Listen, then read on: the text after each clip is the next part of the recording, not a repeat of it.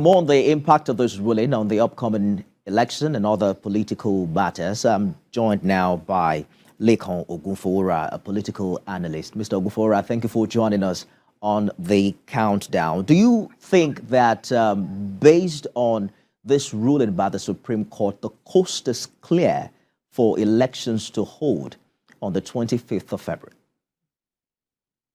Good evening, and thank you for having me. Good evening, viewers. Looking at the statistics available and looking at the pulse of the people, I think election should go ahead. The course is clear for election to hold. You must not preempt people. A lot of people are already agitated, and postponing this election will have some negative impact because people are eager, despite challenges. People are eager to at least have elect their new leaders and let them exercise their franchise.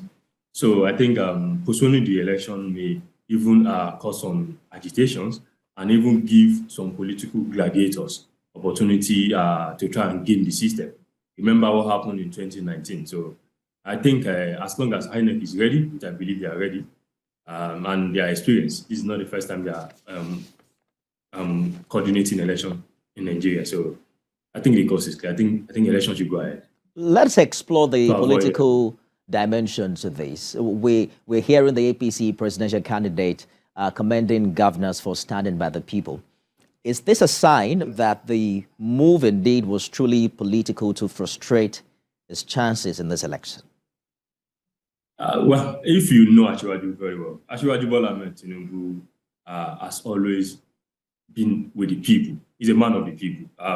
The evidences are there. If we want to go memory lane, 1993, when we had late MKO Abiola as a presidential candidate, Asiwaju Bola Ahmed Tinubu played a significant part towards the election. And as a matter of fact, if you remember, he had to sacrifice his own ambition for being the Senate president for the Southwest presidential candidate in person of MKO Abiola to emerge.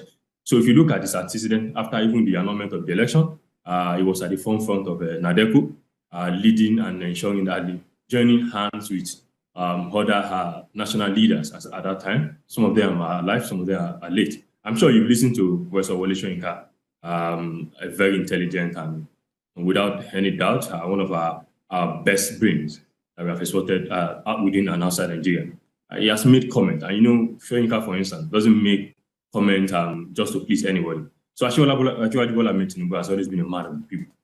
His antecedent as the governor of Lagos State is also there for anyone to explore. So his comment is not for any political gain.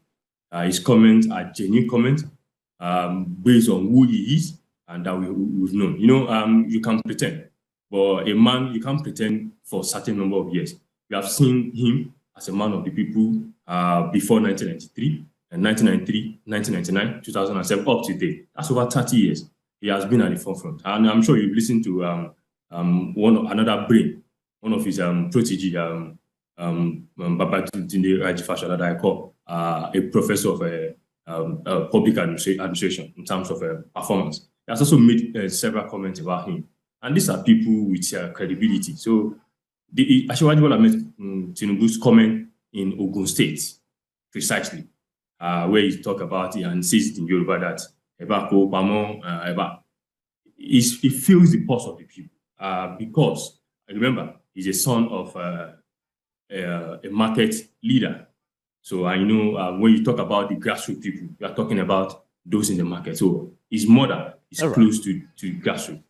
So, Mr. Ogunfowora, recall that the election was postponed in 2015 for security reasons. 4 years after, in 2019.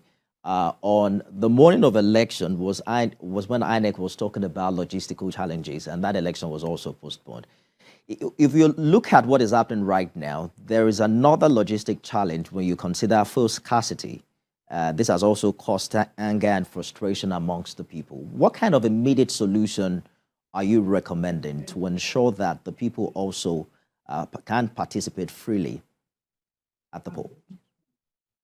Okay, you see, logistics, as you put in this case, yeah. So I'm going to be addressing the issue of fuel scarcity.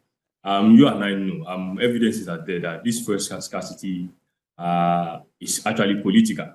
So what I will recommend that government should do at this point, especially the APC government led by President Muhammadu Buhari, he has given instruction, and I think he gave a mandate of 7 days. I think the 7 days should probably be reduced to maybe 24 or 48 hours. There should be no reason why there should be fuel scarcity at this point. Whatever needs to be done, all hands must be on the deck. And whoever the saboteurs are, this must not be sabotage. You know what? We can't be known as a nation where anything goes by. It mustn't be a norm for us to always. It must not be a normal practice for us to always postpone election. We are not sending the right signal to the international communities.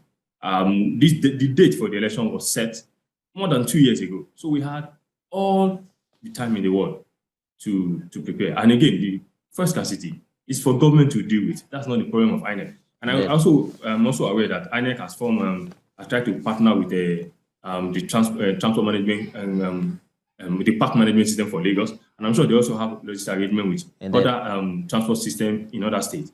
So for me, the issue of fuel scarcity must come to an end. Absolutely. The Lagos State government today just talked about a 50% subsidy for transportation and also giving food items to the most vulnerable. Lekan Ogunfowora, political analyst, thank you so much for talking to us on The Countdown. Thank you so much. And that's